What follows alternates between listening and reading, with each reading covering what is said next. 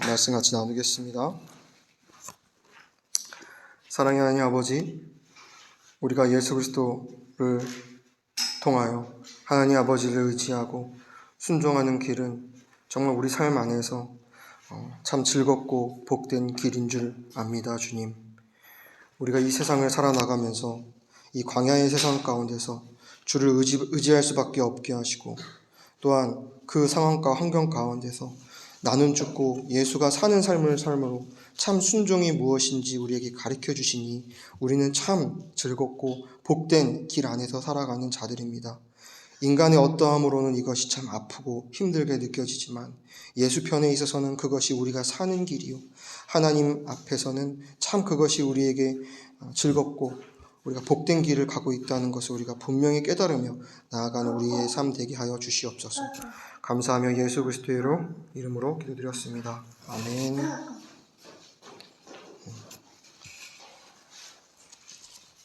우리 같이 사무엘상 말씀 함께 나누겠습니다.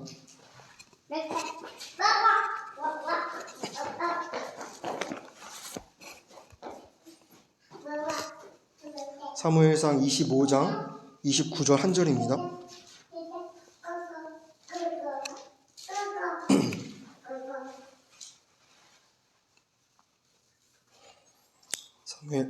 사무엘상 25장 29절입니다.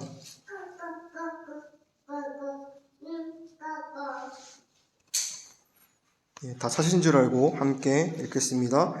사람이 일어나서 내 주를 쫓아 내 주의 생명을 찾을지라도 내 주의 생명은 내 주의 하나님 여호와와 함께 생명싸개 속에 쌓였을 것이요, 내 주의 원수들은 생명은 물매로 던지듯 여호와께서 그것을 던지시리라. 아멘. 저희가 이제 몇 주간 사무엘상 말씀을 함께 나누고 있습니다. 저번 주에는 다윗이 아히멜렉을 만나서 구하고 얻은 것들에 대해서 함께 나누었습니다. 다윗은 사울을 피해 도망자의 신세가 되었습니다. 그리고 그의 광야 생활이 시작되었는데요, 그 광야 생활 가운데서 먹을 것이 없고 그가 생명을 부지할 수 없으니 아히멜렉이라는 제사장을 찾아갑니다. 그리고 그 아히멜렉에게 먹을 것을 구하죠. 아히멜렉은 제사 드리는 데 사용되는 떡을 다윗에게 줍니다. 저번 주에도 나눈 바와 같이 사실 그 떡은 제사장들만 먹을 수 있었던 것이에요. 특별히 하나님이 선택한 자들만 먹을 수 있었던 것이었습니다. 하지만 다윗의 구함에 하나님이 응하십니다. 그리고 그 떡을 먹게 하세요. 그리고 그에게 무기도 허락합니다. 근데 그 무기가 좀 특별한 무기였죠. 다윗이 골리앗을 쓰러뜨리고 그에게 취한 그 골리앗의 검을 다윗이 갖게 돼요. 그리고 그것을 취하여 이제 광야 생활을 시작합니다. 그런 이야기를 통하여 하나님이 다윗에게 광야 생활 시작을 채움으로써 시작하게 하세요. 그에게 풍성하게 하나님의 은혜를 경험케 하시고, 그 은혜로 말미암아 다윗의 광야 생활이 시작되었습니다.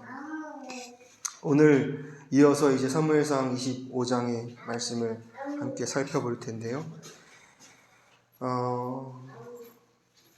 이 기름 부음 받은 자, 하나님이 왕으로 택한 이 다윗의 광야 생활은 단순히 그냥 한 인물의 삶을 담고 있는 것이 아니라 우리 그리스도인의 삶을 담고 있습니다.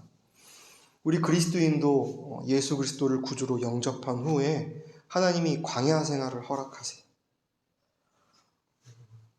그리고 그 광야 생활 가운데서 하나님이 분명하게 알게 하시고 깨닫게 하시는 배움이 있습니다. 그것이 무엇이냐? 바로 신명기 8장 2절에 말씀하시는데요. 하나님께서 이 말씀은 다윗뿐만 아니라 저와 여러분들에게 하시는 말씀입니다. 내 하나님 여호와께서 이 40년 동안 너를 광야길을 걷게 하신 것을 기억하라. 이는 너를 낮추시며 너를 시험하사 내 마음이 어떠한지 보기 위함이다. 라고 신명기 8장 2절에 기록하고 있습니다. 이스라엘 백성들이 출애굽한 후로 40년이라는 시간 동안 광야 생활을 합니다. 하나님이 그 생활을 기억하라는 것이에요. 이 광야 생활을 통하여 이스라엘 백성들을, 저와 여러분들을 낮추시고 시험하사 우리의 마음이 어떠한지 확인케 하신다는 것입니다. 여기서 낮추시며라는 말에 우리가 집중하기를 원합니다. 하나님이 우리에게 광야 생활을 허락하시는 이유는 우리를 낮추시기 위함입니다. 이 낮춘다는 표현이 단순히 우리를 겸손케 하기 위한다, 이런 어떤 표현보다 더 깊은 뜻을 가지고 있어요. 원어를 살펴보니까 이 낮춘다는 표현이 죽기까지 낮춘다라고 기록되어 있더라고요. 그러니까 이 광야 생활을 통하여 철저한 죽음을, 옛사람의 죽음을 알았지만 더 분명케 하신다라는 것입니다. 저와 여러분들은 예수 그리스도를 만나기 전에 죄인이었습니다. 죄 가운데 살 수밖에 없는 그런 자들이었습니다. 저와 여러분들은 첫사람 아담을 통하여 죄가 우리에게 들어왔고, 이 죄로 인하여 우리 스스로를 창조주로 만들어버렸어요. 하나님 한 분만이 유일하신 창조주이시고 무소부지하신 하나님이심에도 불구하고 우리는 하나님이 먹지 말라고 한 선악을 알게 하는 나무의 열매를 먹은 후로 내가 주인이 되었어요. 즉 내가 창조주가 되어버린 것입니다. 그래서 이 인생을 살아나갈 때 나의 소유권을 주장하고요, 나의 통제권을 주장합니다.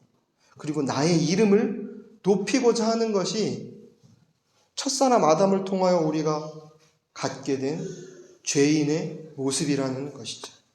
하나님이 광야 생활을 통하여 이스라엘 백성들을 출애굽하게 하시면서 죽음을 면케하시고 구원하셨지만 아직 우리에게 남아있는 옛사람의 모습들, 아직 처리되지 않은 모습들을 죽이시겠다라는 거예요. 스스로 창조주라고 여기는 우리의 모습을 죽이시고 우리를 창조물이 아니라 피조물로 다시 재창조하시겠다라는 것입니다. 그래서 그 과정, 그 배움을 주시는 곳이 바로 광야인 것입니다. 저와 여러분도 예수 그리스도를 구주로 영접한 후로 우리는 이제 가나안 땅에 들어간 자가 되었습니다. 하나님 편에 있어서는 예수 그리스도를 통하여 우리는 이미 가나안 땅에 들어간 자예요. 하지만 우리가 이 땅에서 살아나가면서 우리는 이미 가나안 땅에 들어간 자임에도 불구하고 아직 우리에게 처리되지 않은 우리의 우리의 혼의 모습들을 하나님께서 죽은 것으로 여기게 하시고 그것을 처리해가는 과정을 광야에서 겪게 하신다라는 것이죠. 각자의 모습과 상황과 환경은 다 다르지만 각자에게 주어진 광야의 삶의 모습들이 있습니다. 저에게도 있습니다. 그 상황과 환경을 통하여 내가 철저히 죽어지는 그 경험을 하게 하시기 위하여 그걸 허락하셨다라는 것을 우리가 분명히 알고 오늘 말씀을 나누기를 원합니다. 그런데 우리가 그 광야 생활을 할 때 위축되고 움츠러들지 않는 것은 우리에게 분명한 표대가 있기 때문입니다. 광야는 우리가 하나님께서 우리에게 진리를 가르치시고 그 진리가 확증되는 하나의 과정일 뿐이지 결과는 아닙니다. 우리의 결과는 가나안 땅이며 우리의 결과는 하나님 나라에 속한 권속으로서 우리가 가야 할 곳이 분명히 있다는 것이죠. 그 가야 할 곳을 예수 그리스도의 십자가의 구속의 역사로 말미암아 하나님께서 우리에게 다 계시하시고 보여주셨어요. 알려주셨어요. 깨닫게 하셨어요. 그래서 우리는 예수라는 표대를 향하여 이 광야를 통과하는 삶을 살고 있는 것입니다. 예수 그리스도도 인간의 몸으로 이 땅에 오셔서 광야를 경험하셨어요. 저는 이 예수께서 경험하신 광야의 이 시험의 과정들이 저에게는 참 힘이 됩니다. 저와 여러분들에게는 힘이 됩니다. 왜냐하면 하나님이 본인도 그 광야를 예수 그리스도를 통하여 겪으셨고 그 광야의 시험을 이기심으로써 우리에게 그 길을 너희도 가기 원한다라고 말씀하시니 우리에게 얼마나 큰 위안이고 힘이 되는 줄 모릅니다. 예수 그리스도는 광야에서 사단 마귀의 시험을 분명히 이기셨어요. 그리고 십자가의 죽음과 부활을 통하여 예수 그리스도는 하나님이시오 그 모든 시험을 이기시는 자라는 것을, 모든 것을 이루시는 자라는 것을 십자가에서 증명하셨습니다. 그래서 우리는 이 광야 생활을 할 때 우리에게 분명한 표대가 있고 나아가야 할 방향이 있으니 두렵지 않습니다. 오늘 본문 다윗에게 있어서도 그 하나님의 광야에 있어서 다윗에게 가르치시는 그 가르치심이 분명히 있었습니다. 다윗은 사울에게 쫓기는 신세였습니다. 그리고 광야에 내던져졌는데요. 분명히 다윗은 왕으로서 기름 부음을 받은 자임에도 불구하고 이 광야를 떠도는 그런 신세가 되었습니다. 정확한 기간은 기록하고 있지 않지만 많은 학자들이, 많은 신앙의 선배들이 한 10년 정도 이 광야 생활을 했다라고 추정합니다. 광야도 여러 광야의 모습이 있는데요. 다윗은 그 광야의 여러 모습들을 다 경험했어요. 그 광야 생활을 통하여 다윗은 나의 모든 의식주는 나에게 있지 않다. 내가 이 광야를 살아가는 데 있어서 나의 먹을 것 하나 하나님이 허락하시지 않으면 나는 먹고 생존할 수 없다라는 것을 분명히 알았고요. 내가 입고 있는 것, 내가 거처하는 것, 모든 것이 다 하나님을 통하여 나에게 허락된 것이다라는 것을 깨달아가는 과정이 분명히 다윗에게 있었습니다. 그래서 다윗은 후에는 이제 본인을 하나님이 인도하신 가운데 본인 스스로 이제 지킬 수 있는 자가 되었고요. 이제 그것이 훈련되다 보니까 하나님의 은혜 가운데서 본인만 보호받는 것이 아니라 주변에 있는 자들도 지켜줄 수 있는 그런 위치에까지 가게 되었습니다. 그러니까 이제 쉽게 말하면 다윗은 이 광야 생활에 이제 어느 정도 익숙해진 거예요.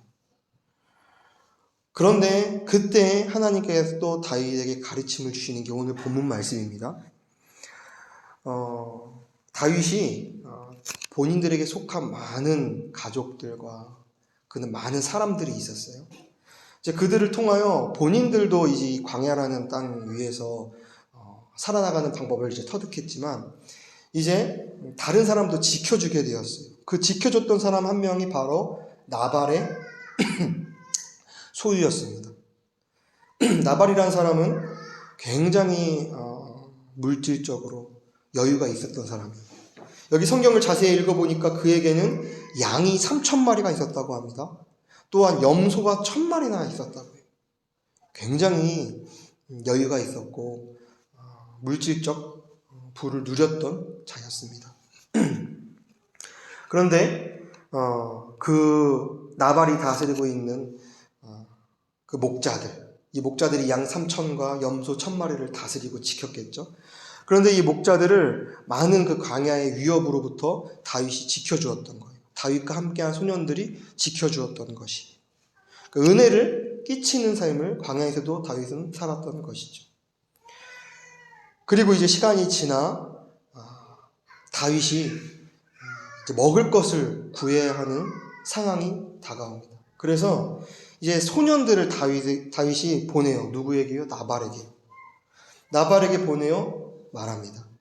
우리가 당신들에게 은혜를 끼쳤습니다. 당신의 소유를 우리가 지켜주었습니다.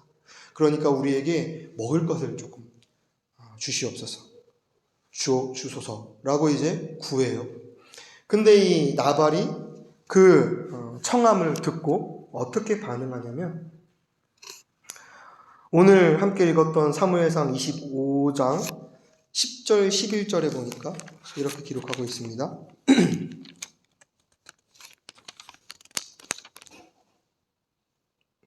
나발이 다윗의 사환들에게 대답하여 가로되 다윗은 누구이며 이새의 아들은 누구뇨? 근일에 각기 주인에게서 억지로 떠나는 종이 많도다. 내가 어찌 내 떡과 물과 내 양털 깎는 자를 위하여 잡은 고기를 가져 어디로서인지 알지도 못하는 자들에게 주겠느냐 한지라.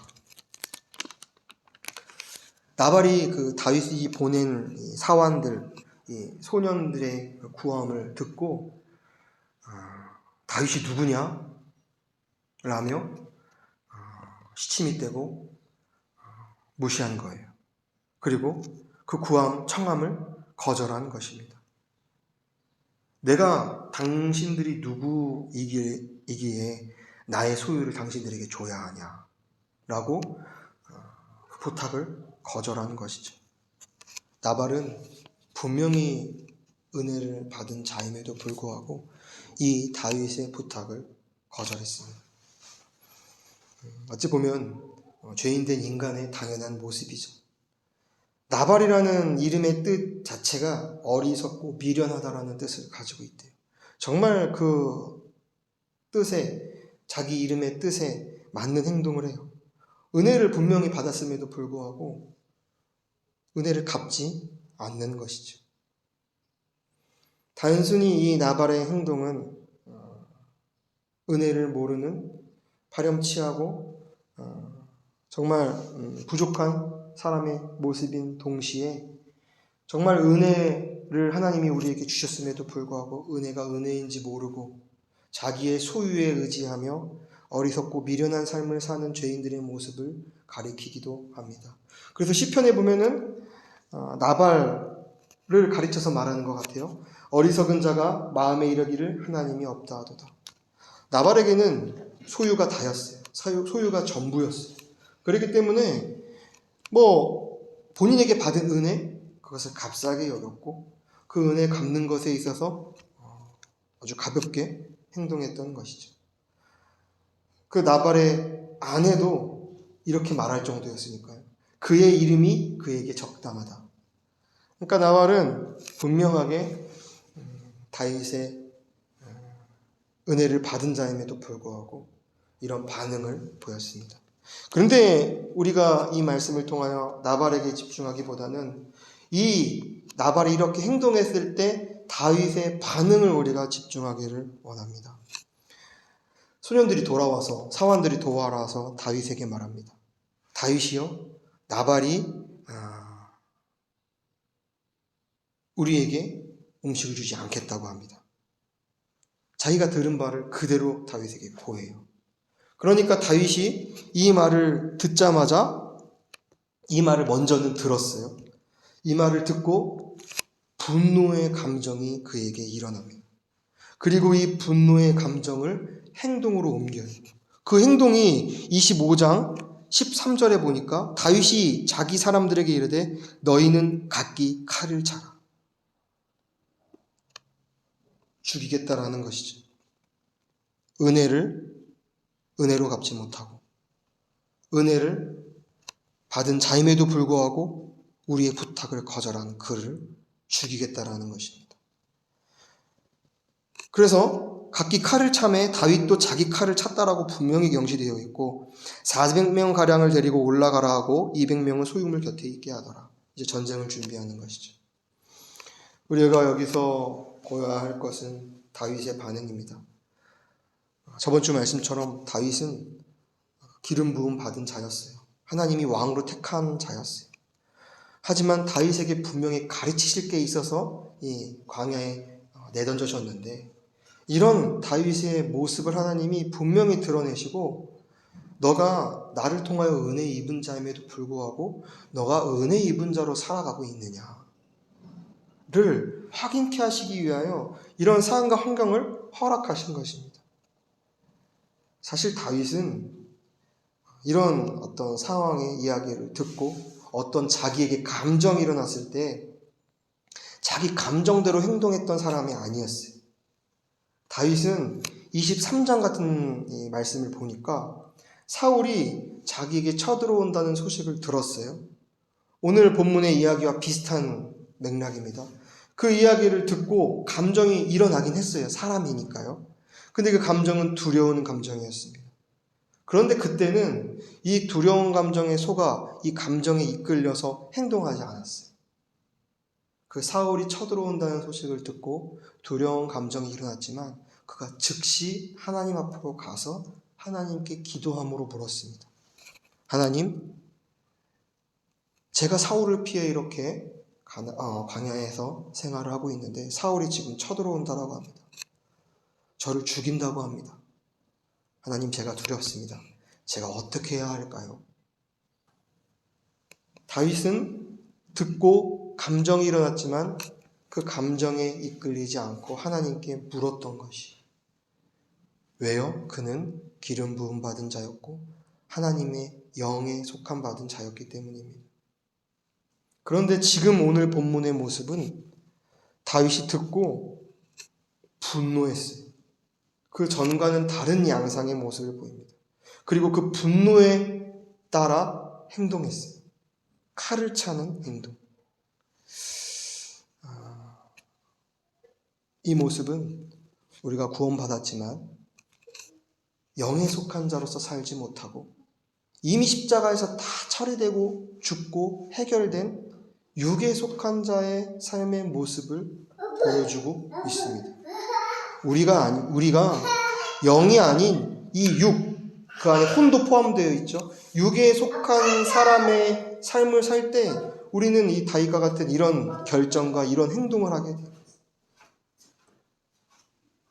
옛사람은 십자가에 못 박혀 죽었음에도 불구하고 우리가 옛사람의 생각으로 이 세상에서 들려오는 여러 가지 소식과 그런 이야기를 듣고 내 감정에 분노가 이르고 이 분노에 따라 행동하는 것. 이것은 철저히 혼적인 사람, 육에 속한 사람의 모습이라는 것입니다. 이 모습을 통하여 우리가 어떠한 존재인지 다시 한번 철저하게 봐야 합니다. 어거스틴이 하나님의 도성이라는 책에서 이런 말을 했습니다. 우리 그리스도인들의 윤리에 따르면 우리는 경건한 영혼이 분노하는 것보다는 분노하는 원인을, 그가 슬퍼하는 것보다는 슬퍼하는 원인을, 그가 두려워하는 것보다는 무엇을 두려워하는지에 대한 원인을 질문해야 한다. 라고 어거스틴이 하나님의 도성에서 이렇게 기록했어요. 이 말인 즉슨 우리 가운데 분노가 막 일어날 때 분노는 인간 마음속에 있는 무엇인가를 드러낸다. 분노는 한 사람이 소중히 여기는 것을 보여주고 하나님에 대해 어떠한 태도를 가지고 있는지도 드러낸다라는 것이죠. 그러니까 하나님이 이 다윗의 분노 자체를 질책하는 것이 아니라 이가 다윗이 분노하는 데 있어서 그 사람이 어떤 마음을 가지고 있는지, 그 사람이 무엇을 소중히 여기는지, 하나님에 대한 어떠한 태도를 가지고 있는지 확인시키기 위하여 이 분노라는 감정을 이용하신 것이죠. 저와 여러분도 이 세상을 살아나갈 때 구원을 받았지만 분노가 이를 때가 얼마나 많은지 몰라요. 저도 그래요. 남녀노소를 불구하고 각기 다른 모습의 상황과 환경을 살지만 우리는 분노가 우리 가운데 일어날 때가 굉장히 많아요. 근데 이 분노도 모습이 각자 다 달라요. 진짜 불같은 분노가 내 안에서 일어날 때도 있고 이 분노가 점점 계속 쌓여가지고 이 분노가 커질 때도 있어요. 그것뿐만 아니라 여러 가지 분노의 모습이 있어요. 우리 인간의 어떠함으로 그게 잘 감춰져 있을 뿐이지 우리는 모두 이 분노를 우리의 삶 가운데 표출하면서 살아나갑니다. 그런데 그 분노가 나올 때 이거 그냥 옛사람의 모습이지 하고 그냥 넘기는 것이 아니라 가볍게 간과하는 것이 아니라 내가 왜 이 분노를 가지고 있고 이 분노가 나에게 이렇게 일어나는지 확인해야 한다는 것이죠. 그 이유가 분명히 있다는 것이죠. 그래서 어거스틴이 하나님의 도성에서 분노하는 것, 슬퍼하는 것, 두려워하는 것, 그 이외의 여러 감정의 모습을 통하여 내가 어디에 속했는지 보라는 것입니다. 우리가 혼에 속한 자라면은 감정에 이끌려 내 지정의, 내가 알고 느끼고 판단하는 모든 것이 다 이 옛사람, 이미 십자가에서 처리된 혼에 속한 자로서 거기에 휘말려서 사는 자인지, 아니면 내가 영에 속한 자로서 나의 모든 깨달음, 감정, 나의 모든 결정들이 내 안에서 역사하시는 예수 그리스도 말씀을 통하여 행해지는 것인지 확인하라고 하나님이 이 모든 것을 허락하신다는 것이죠. 그래서 이 광야라는 학교에 있어서 바울에게도 분명한 하나님의 가르침이 있었습니다. 그래서 이 분노라는 이 감정을 우리가 조금 자세히 살펴보면, 이 사실 우리가 분노가 일어나는 데 있어서는 세 가지의 이유가 있어요. 결국은 이 세 가지 이유 안에서 분노의 이유가 다 설명됩니다.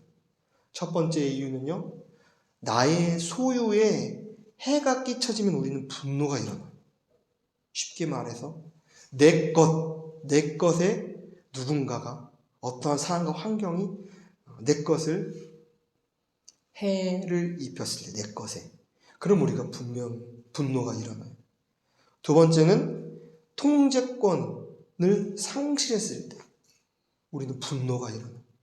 내가 무엇을 하고 내가 무엇을 통제하고 내가 무엇을 다스리는 부분에 있어서 상실이 이루어질 때 우리는 분노가 일어난다는 것이죠. 마지막으로 나의 이름에, 나의 명성에 금이 가면 분노가 일어나요. 그래서 이 구약, 신약 여러 사람들의 이야기가 나오는데요, 분을 내는 모습들이 많이 등장해요. 그런데 다 이 분을 내는 모습들의 깊은 저변에 들어가 보면은 소유의 해를 입었거나 통제권을 상실했거나 나의 명성에 금이 가면 분노가 일어난다라는 것이죠. 그런데 이 세 가지의 이유 앞에 똑같이 붙는 수식어가 있어요. 그것은 바로 나의라는 것입니다. 나의 소유에 해가 입혀지면 우리는 분노가 나요. 나의 통제권이 상실되면 분노가 나요. 나의 이름 명성에 금이 가면 분노가 나요.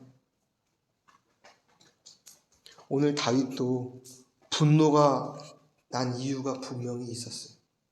먼저는 다윗의 소유에 해를 입혀지는 과정이 있었기 때문에 다윗이 화를 낸 것이었어요.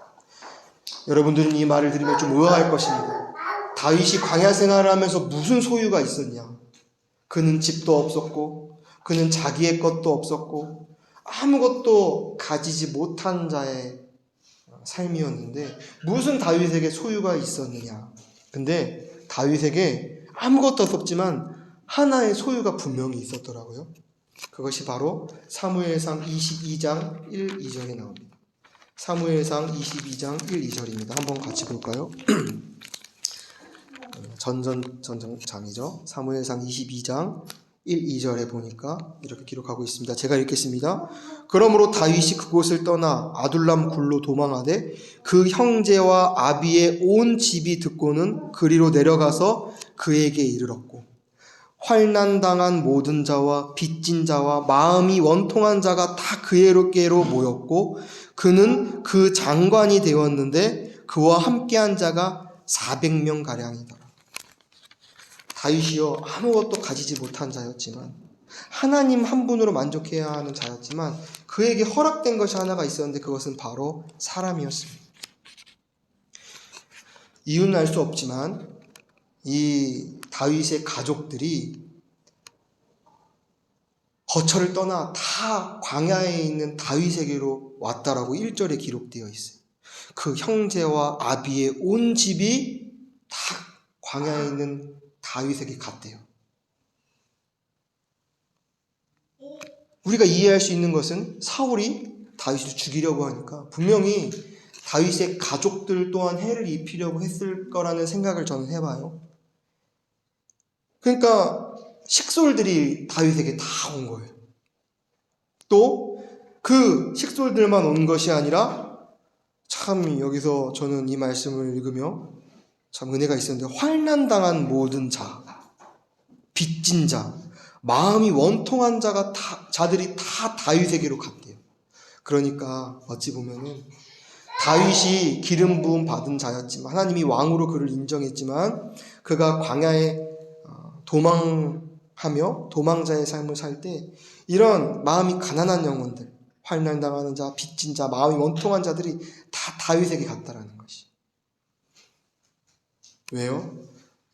이 세상에는 아무것도 의지할 것이 없고 소망이 없지만 다윗이 따르는 한 분, 하나님 아버지 그분에게만 소망이 있기에 그분을 따르는 다윗을 바라보면 많은 사람들이 모였는데 그 숫자가 400명가량, 굉장히 많은 수가 다윗과 함께했다라는 것이죠. 그리고 다윗이 그들을 이끄는 장관과 같은 역할을 하였다. 그러니까 다윗은 그가 지키고 그가 어찌 보면 다스리고 먹이고 입혀야 할 그런 공동체가 있었던 것입니다. 물론 이 공동체를 하나님이 허락하신 거지만 다윗이 분명히 그들을 이끌어야 했어요. 그 책임이 있었어요. 그러니 이 400명이라는 인원들을 광야에서 먹이려고 할 때 얼마나 쉽지 않았을 것이니, 어려웠을 것이. 사실 인간의 이성으로는 불가능했을 것이. 그러니까 이 다윗이 나발을 찾아간 것도 어떻게 보면 이해가 돼요. 자기만 먹어야 되는 것이 아니라 400명가량이 먹여야 될 사람이 있으니까.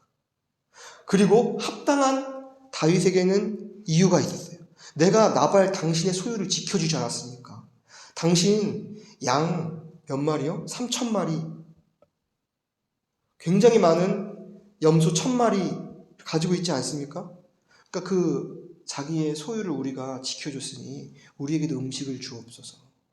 합당한 근거와 이유를 가지고 자기 소유를 지켜야 하는 책임을 가지고 이 나발에게 구했던 거예요.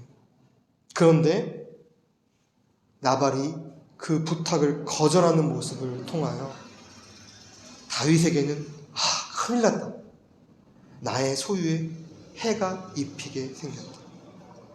그러니까 어찌 보면 이 다윗이 화를 내고 분노했던 이유, 자기 소유에 해가 되는 그런 상황이었기 때문에 이 다윗은 분노를 했던 것입니다. 그리고 두 번째 분노, 이것은 이 소유의 해와 연결이 되어 있는데요. 자기의 통제권이 상실되는 상황을 통하여 분노가 일어났어요. 당연하죠. 이 400명이라는 식솔과 많은 영혼들을 통제하고 이끄는 다윗에게 있어서 나발의 이 거절은 내가 이 400명을 이제 어떻게 이끌어? 그리고 많은 400명이 다윗만 바라보고 있는데 이 통제권이 상실되어지는 위기에 처한 거예요. 이 먹을 것을 이제 구하지 못하면 이제 다 굶게 생겼고 생명에 지장이 가니까요. 그러니까 이제 다윗은 더 민감하게 이 사건을 받아들이며 분노가 일었습니다. 마지막 자기 이름 명성에 금이 가면은 분노가 일어난다고 했잖아요. 사실 다윗도 자기 이름과 명성에 금이 가는 이야기를 들은 거예요. 나발을 통해. 나발이 10절에 이렇게 얘기하잖아요. 다윗이 누구냐? 이새의 아들이라고 하는데 그 사람이 누구냐? 이 말인즉슨 다윗이 기름 부음 받은 자인데 하나님께 기름 부음 받은 자임을 무시하는 그런 말이었습니다. 그리고 이 말에서 끝나면 모르겠어요. 더 나아가서 나발이 더 다윗을 자극하고 다윗의 이름에 먹칠을 하는 이야기를 해요. 이렇게 얘기해요. 11절에. 주인에게서 억지로, 요즘에 보니까 주인에게서 억지로 떠나는 종들이 많다. 다윗 그 사람 그런 종들 중에 하나 아니냐? 이 말인 거예요. 이 말인즉슨 다윗 당신이 기름 부음 받은 자 왕이라고 하는데 난 모르겠다. 요즘에 주인에게서 억지로 떠나는 종들이 많은 것처럼 당신도 사울의 종에 불과한 자인데 사울을 반역하고 도망친 종 아니냐? 내가 당신에게 무슨 먹을 거를 주냐? 당신이 무엇이 간데 내가 먹을 것을 주냐? 라고 다윗을 무시했던 거예요. 그러니까 어찌 보면 이 다윗의 자기 이름에 자기 명성에 금이 간 거예요. 400명의 사람들이 보고 있는, 자기만 따르고 있다라고 생각하는 400명의 사람들이 보고 있는 가운데서 자기 이름이 먹칠당하니까 다윗이 분이 나는 거예요. 그리고 그 분에 따라 행동합니다. 칼을 차고 너희 다 칼 차라. 저들을 우리가 죽이러 가자. 그런데 이런 자기의 소유의 해가 입혀지고 자기의 통제권이 상실되고 자기 명성에 금이 가는 이 모습 앞에는 나의라는 소유격이 붙어있어요.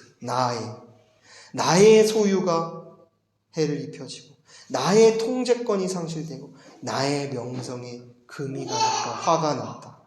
저와 여러분도 우리가 분노가 나올 때, 즉 나의 것, 하나님이 나의 삶을 주관하시고 나는 죄 가운데 죽을 수밖에 없는 그런 사망의 자식이었지만 예수 그리스도가 나를 구원하시고 건졌음에도 불구하고 이제 나는 내가 사는 게 아니라 내 안에 예수 그리스도가 산다라는 사실을 우리가 분명하게 깨달았음에도 불구하고 여전히 우리의 삶 가운데는 육에 속한 자로서 혼적 작용이 일어나므로 나의 것을 주장하기에 이런 분노가 난다라는 것을 우리는 이 말씀을 통하여 확인해야 한다는 것이죠.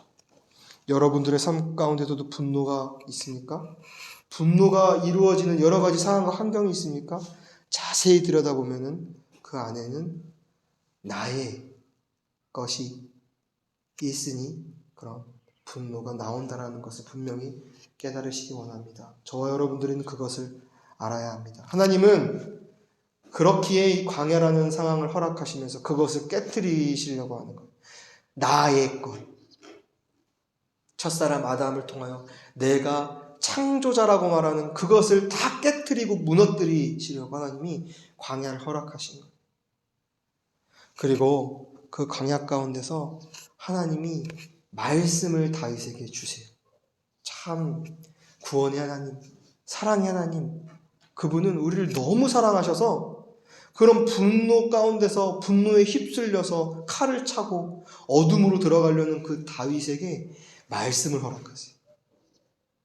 그 말씀은 바로 나발의 아내 아비가일을 통하여 말씀하시는 것입니다. 오늘 본문 말씀입니다. 함께 읽었던 본문 말씀 25장 29절입니다. 그런 분노 가운데 휩싸여서 칼을 차고 이제 나발의 소유를 죽이러 가는 그 가운데서 나발의 아내가 자기가 음식을 싸고 다윗에게 줄 것을 다 준비한 다음에 다윗 앞에 가서 오늘 본문의 말씀을 말하는 거예요. 제가 읽겠습니다. 사람이 일어나서 내 주를 쫓아 내 주의 생명을 찾을지라도 내 주의 생명은 내 주의 하나님 여호와와 함께 생명싸개 속에 쌓였을 것이요 내 주의 원수들의 생명은 물매로 던지듯 여호와께서 그것을 던지시리라. 조금 어렵습니다. 그래서 제가 조금 쉬운 성경의 번역으로 다시 한번 읽어드리겠습니다. 사람들이 당신을 죽이려 할지라도 여호와께서는 당신을 생명 주머니에 안전하게 간직하실 것이고 원수들은 물매에 던진 돌처럼 멀리 던져버리실 것입니다. 이 아비가일이 다윗을 멈춰 세우고 이렇게 말하는 겁니다. 다윗이여, 당신은 광야 생활을 하고 있지만 사울이라는 사람들이 많은 원수들이 당신을 죽이려 하지만 당신은 하나님의 생명 주머니에 쌓여진 자입니다. 생명 주머니에 안전하게 간직되어진 자입니다. 그리고 당신들의 원수들은 물매에서 던진 돌처럼 당신에게서 멀리 던져버리실 것입니다. 라고 아비가일이 이야기하는 것이 참 지혜와 진리를 상징하는 이 아비가일의 말. 이 말은 분노가 일어가지고 어쩔 줄 몰라 하는 불같은 우리에게 하시는 말씀인 것입니다. 첫 번째, 다윗 당신은 생명 주머니에 안전하게 간직되어져 있는 자입니다. 라고 먼저 아비가일이 다윗에게 이야기해요. 이 말은 무엇이냐면 다윗의 존재를 다시 분명케 하는 말씀이었어요. 당신의 상황과 환경을 보면 당신 주위에 비바람이 몰아칩니다. 태풍이 막 일어나요. 하지만 당신은 예수 그리스도라는 생명 주머니에 쌓여졌고 그 안에서 하나님의 사랑과 보호를 받고 있습니다. 참 이 말을 저는 딱 듣고 그 사건이 떠오르더라고요. 얼마 전에, 몇 년 전이죠. 한국에서 지하철에서 어떤 답답한 일인지 모르겠지만 어떤 가장이 술을 마시고 막 난동을 부리는 일이 있었어요.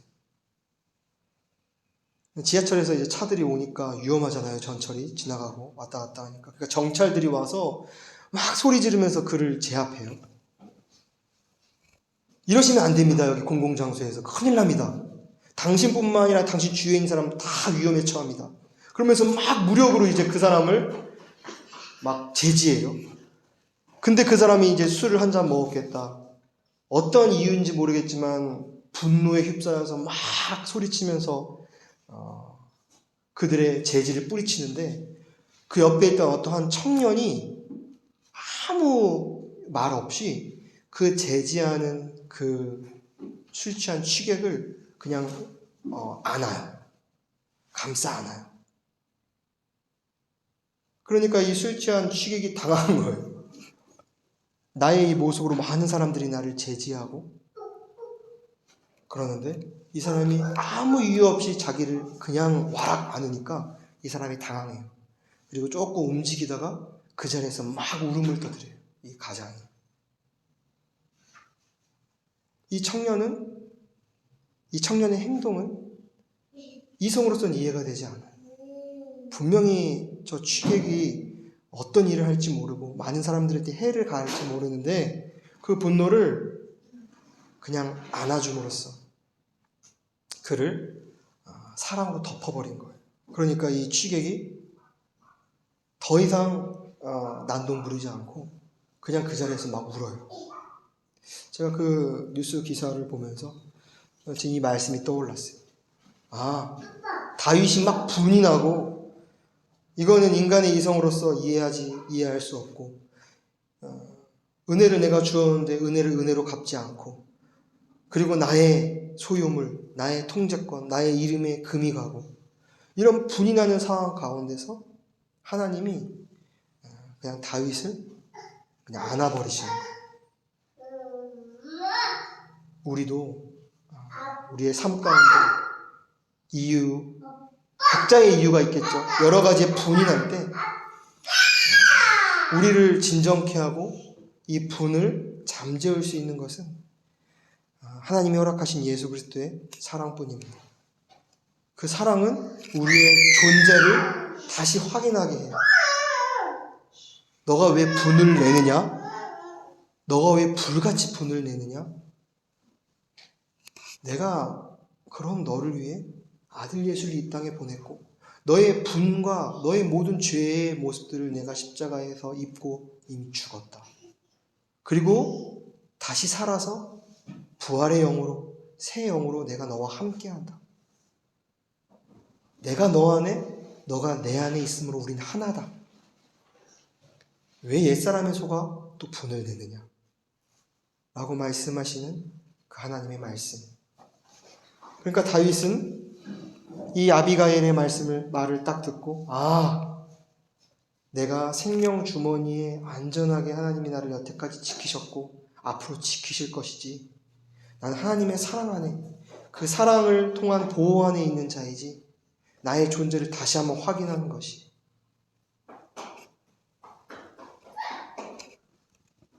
그리고 다윗은 분명히 깨달았을 것입니다.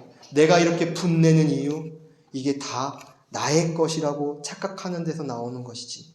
내가 소유하고 내가 이끄는 400명의 인원들, 이 인원들 내 것이 아니지 하나님께 속한 영혼들이지. 이들 지금은 굶고 지금은 굶어서 죽을 것과 같지만 하나님이 결국 이들을 다 책임지실 것이지. 맞습니다.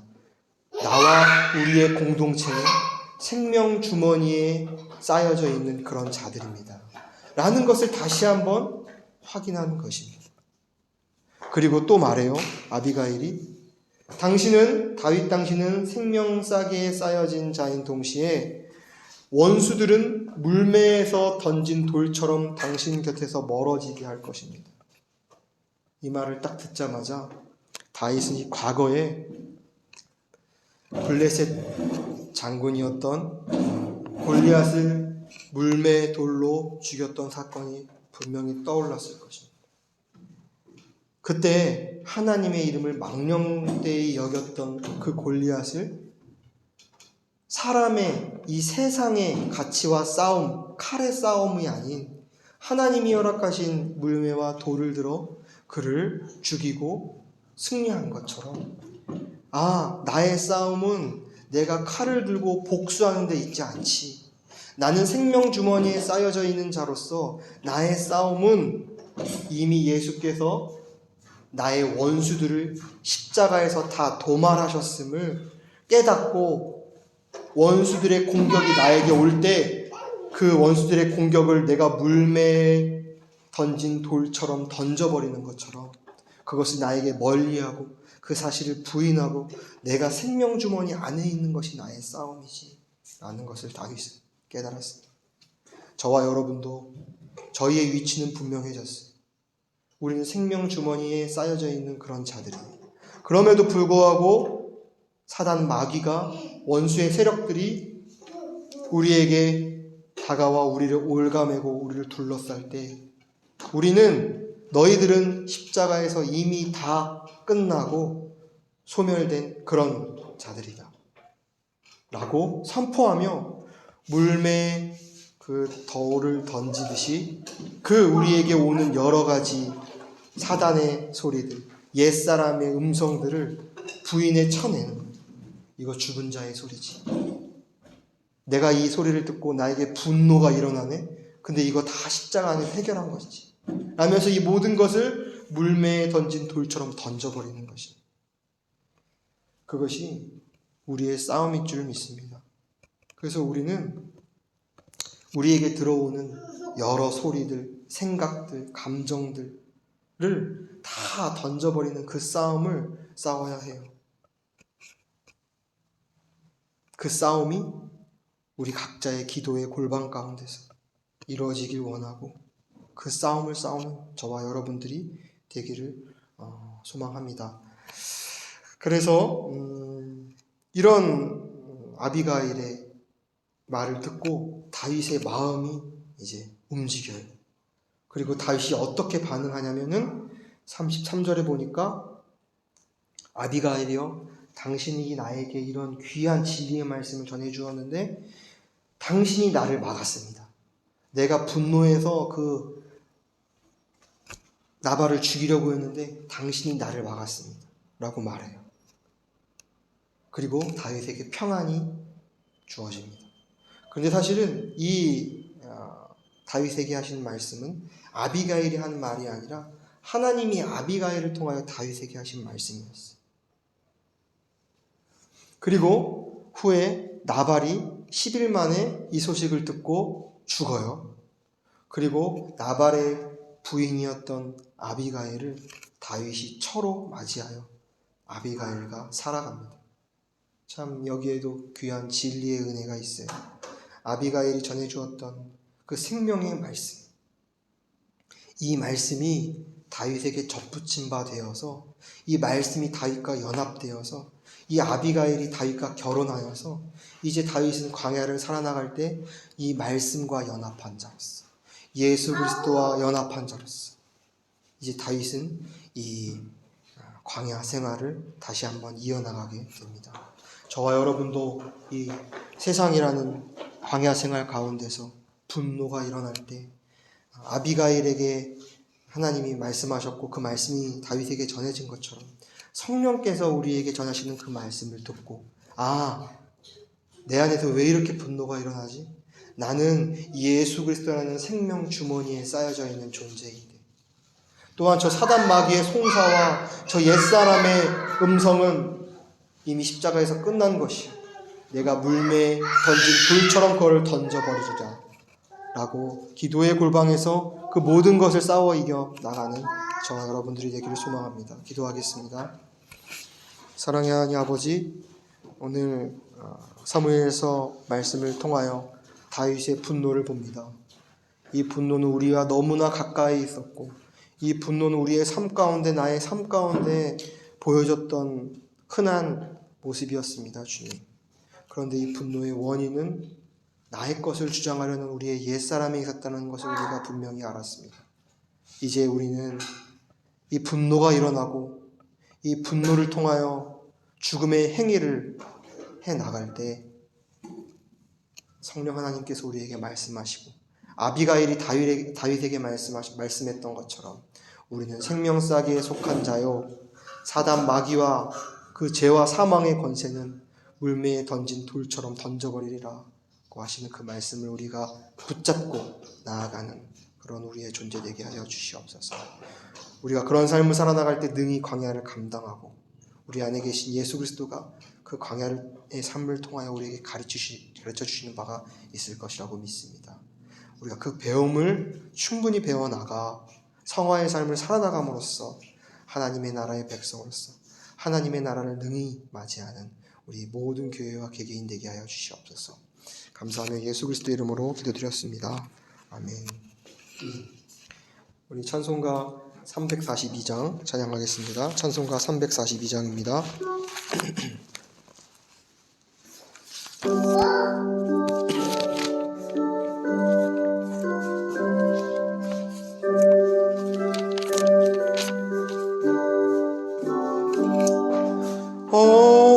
어려운 일 당할 때 나의 믿음 적으나 의지하는 내 주를 더욱 의지합니다. 세월 지나갈수록 의지할 것뿐일세. 아무 일을 만나도 예수 의지합니다. 성령께서 내 맘에 밝히 비춰주시네. 인도하심 따라서 주만 의지합니다. 세월 지나갈수록 의지할 것뿐일세.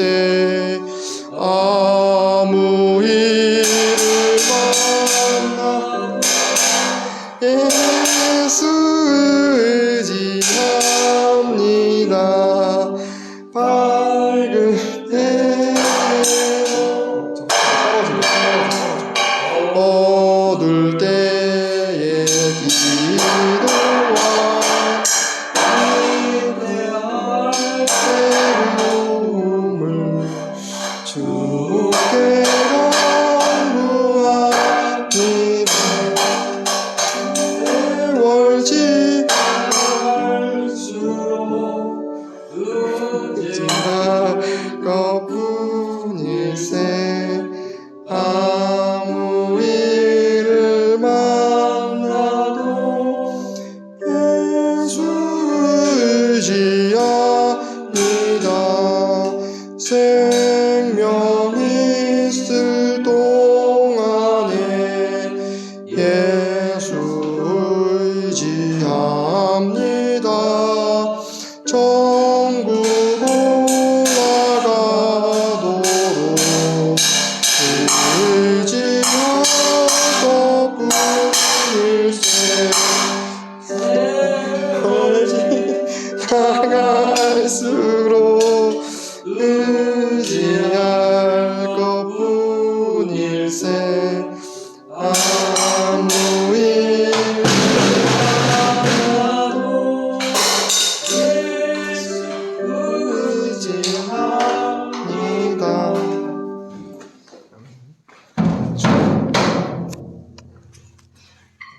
같이 기도하심으로 같이 예배 마무리하겠습니다. 지금은 우리 주 예수 그리스도의 은혜와 하나님 아버지의 사랑하심과 성령 하나님의 인도하심이 광야의 삶 가운데 우리를 가르치시고 우리를 성화의 삶을 이끄시는 그 은혜가 이 말씀을 듣는 모든 영혼들과 가족들과 영혼들 위해 함께하길 축원하옵나이다. 아멘.